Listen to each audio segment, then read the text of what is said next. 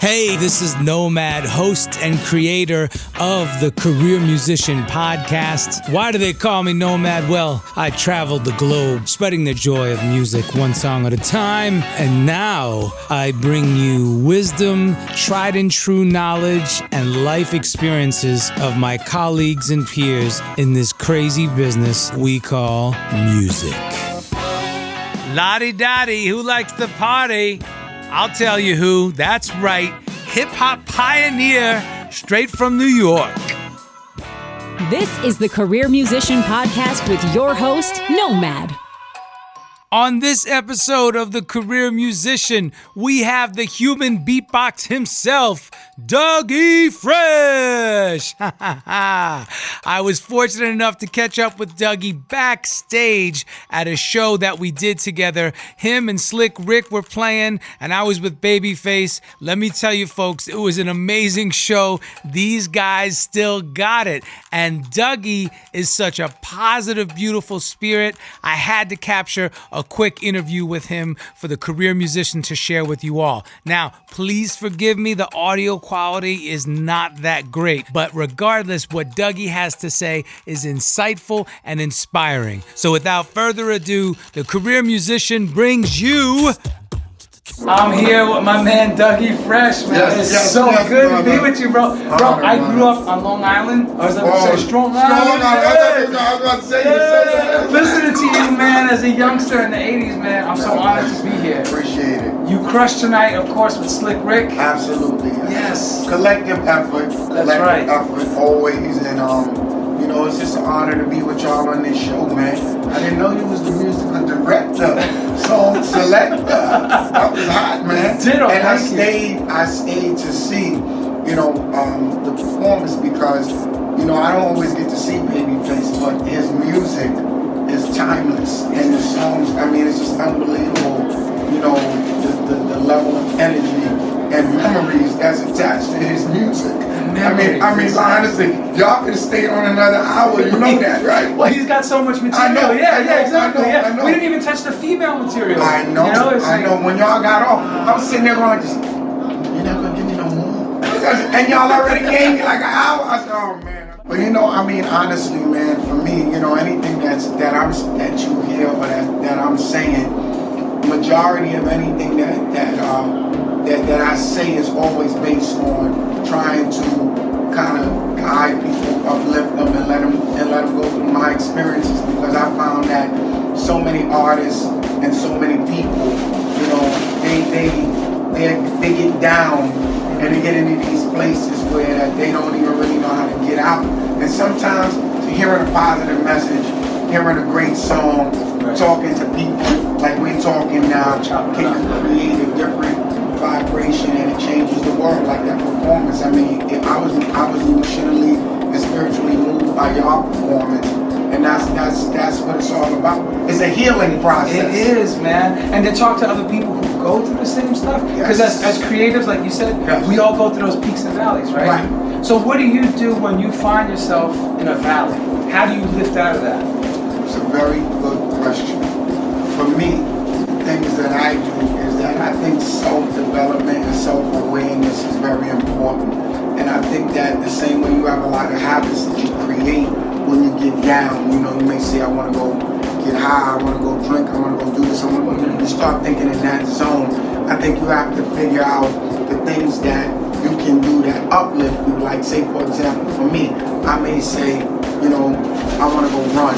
That may open me up, and spiritually it like clears my mind, and it clears everything. I mean, and when I'm sweating, it's like I leave all of that on the treadmill, or I leave all of that on the road. That's therapeutic. Right, it's therapeutic. And sometimes, you know, what I do is I write things down, and sometimes when I'm able to write them down, I can release whatever it is that's on my mind, because sometimes when it's in your head, you have to get it out of your head. You know, and if you can't get it out of your head, it can eat you up, you know. And then sometimes, some of us are lucky enough to have a friend.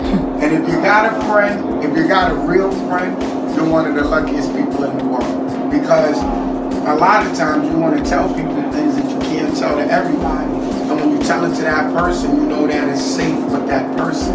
So all of us don't have that safe place, you know? Safe zone. Yeah, I mean, some of us pray, some of us meditate. Right. But whatever it is, I think you have to come up with something that works for you, or it can be a collective of what works for you to make you get out of that space. You know, because that is the space that really destroys artists. That's the space that destroys people. See, sometimes we make the greatest song when you go in that space, but sometimes you can't get out of that space. And how do you, it's like two parallel worlds, right? Right. Because they're totally different. That's why management and artists exist, right? Because Exactly. management can corroborate what we're trying to express in a business manner, Right. but we can only express it in a creative manner. Right. Okay, so that's a whole nother question. Yeah, yeah. That's duality, so how do you find your balance between that? Well, see, the word that you're using in that, balance.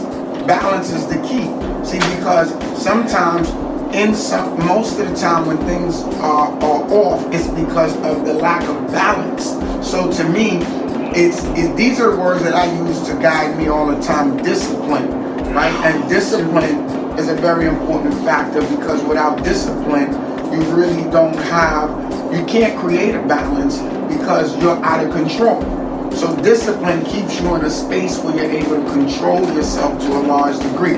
It's very difficult to control yourself in certain situations, emotionally, business-wise. You know, you're always trying to figure it out. And then it's the team. You gotta have people around you. Yeah, like you're the musical director.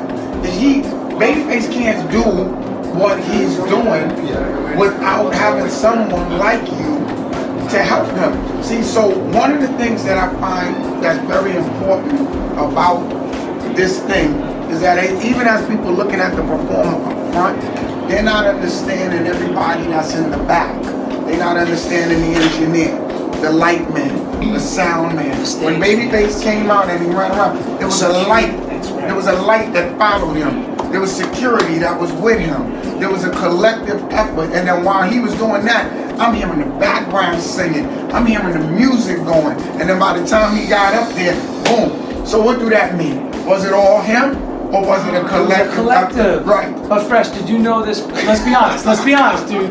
Come on. Yeah. You started in the streets, man. Of course. You started as a young cat, man. Right. When was this over the course of time? Was this because life is about the journey, yes, right? It is. Yes, it's it not is. like you just woke up one day and said, "Yo, I'm That's 16 right. and I understand everything." Well, that's why a show like yours is very important, because only through my experiences, and I tell you about my experience, then sometimes somebody may take something out of those experiences and go, wow.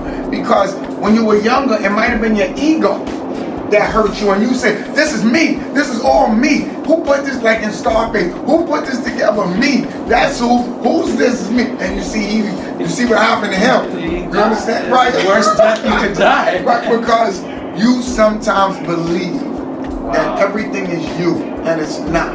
It's always a collective effort. If there's nobody to perform for, the performance is insignificant. If there's nobody, if you don't go through something, then what are you gonna write about? You understand? Yes. And so all of these things in life are collective, and sometimes what we forget is that we're not the ones who control all of this. And that's a whole nother conversation. That's the spiritual.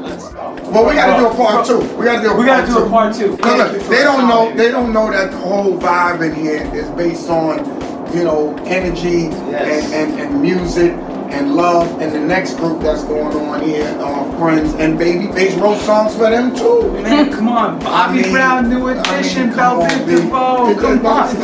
Don't stop. This is the real Yeah, deal. brother. Yeah, brother. And you're from Strong Island. I see you. Thank you, man. Real song. The Dougie Fresh, Yes, the brother. one and only Yes, Human brother. Beatbox, the original, yo. The career musician Nomad here. Thank you so much. Check us out on IG, Facebook, Twitter. The Career Musician Podcast. It's streaming everywhere. Okay, Spotify, Apple Podcasts. This man right here, I mean, he's a living man. legend, Come on, but brother. he's speaking truth. Check out everything he says, because Yeah, everything thank he you. says is the real deal.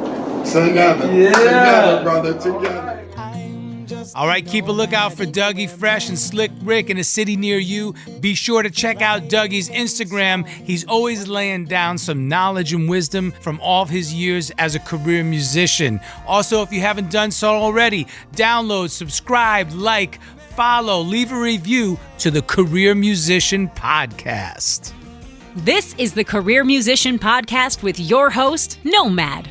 Add the Career Musician to your playlist.